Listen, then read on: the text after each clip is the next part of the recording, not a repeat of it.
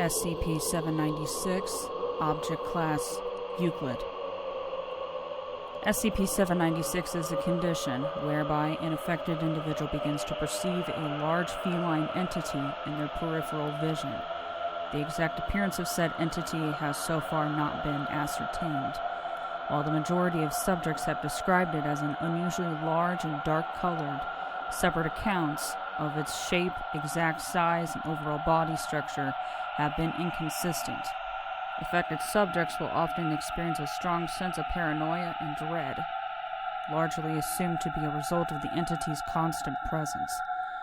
However, no hostility has ever been reported on the part of the entity. Instead, SCP-796 will result in the manifestation of the following minor and largely harmless physical phenomena.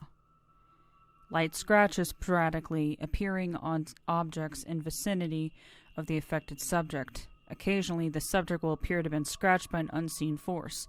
These wounds so far have been merely superficial. A faint, deep purring sound emanating from the immediate area around the affected subject. This effect is only detectable via specialized recording equipment, though most affected subjects claim it to be clearly audible.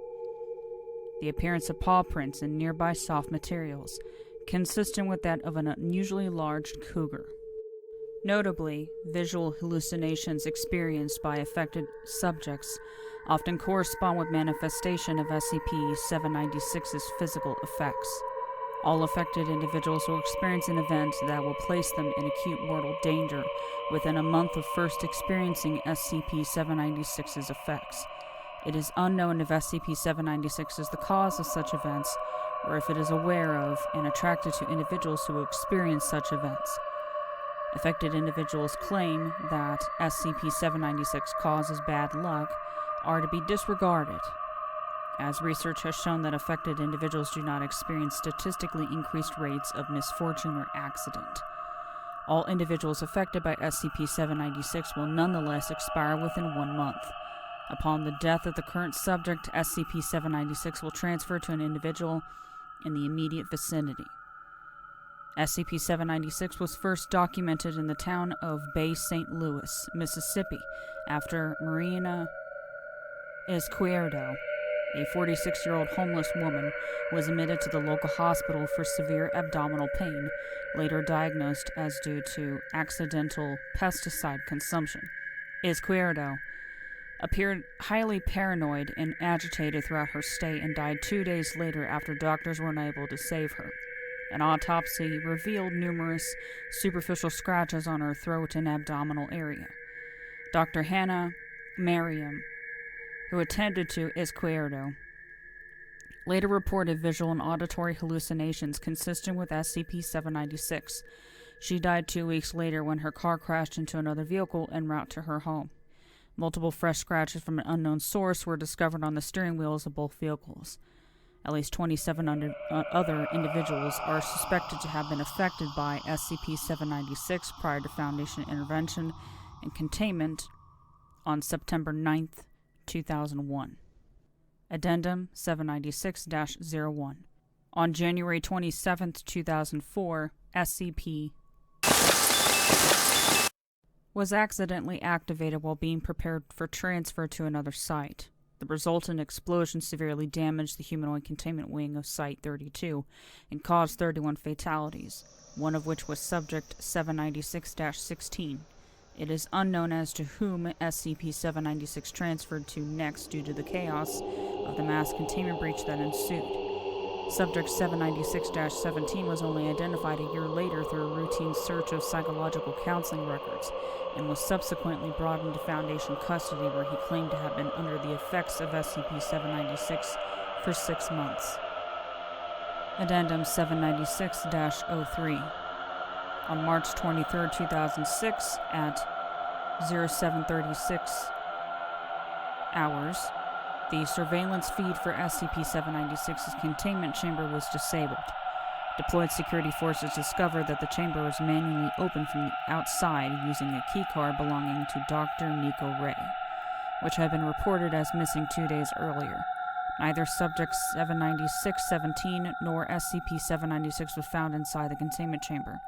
Traces of claw marks were found on the keycard access panel. In addition, the following note was found folded underneath Subject 796-17's pillow. See, thing is, you keep calling it that. A condition, an affliction. As if you can't bear to call it a disease. But it's not. Diseases hurt.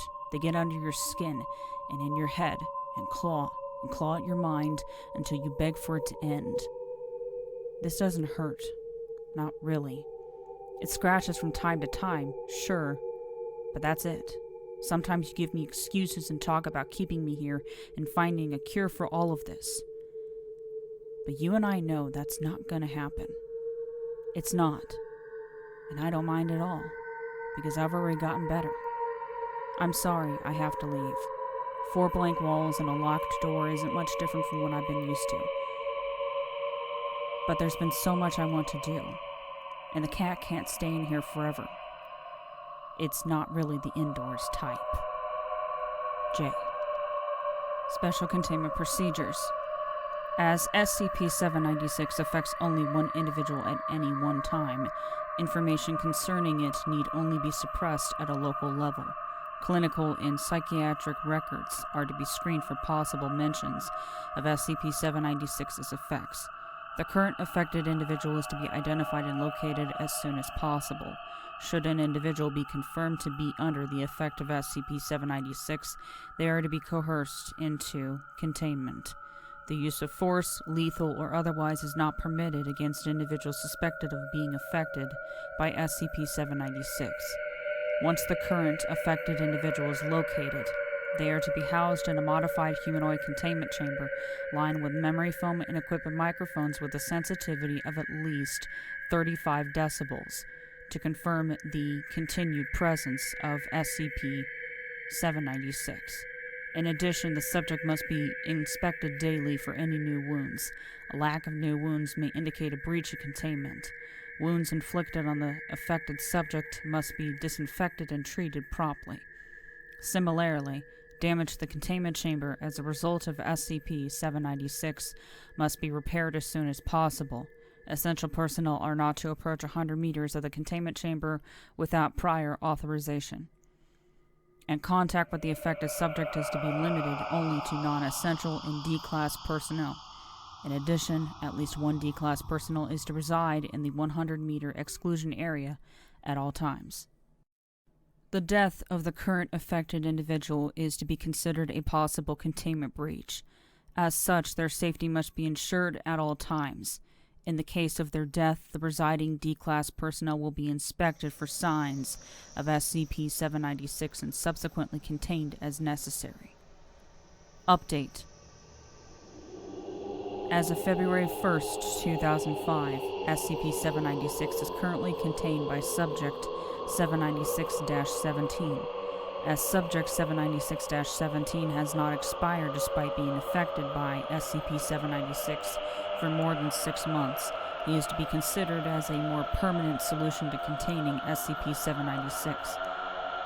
Subject 796-17 has so far requested the following: a selection of fiction books, preferably of the romance genre. Approved. Portable music player. Denied. A phone call. Denied. Cat food. Approval pending. Update. As of March 23, 2006, the above containment procedures are now obsolete. Subject 796-17 is to be located and captured as soon as possible. See Addendum 796-03.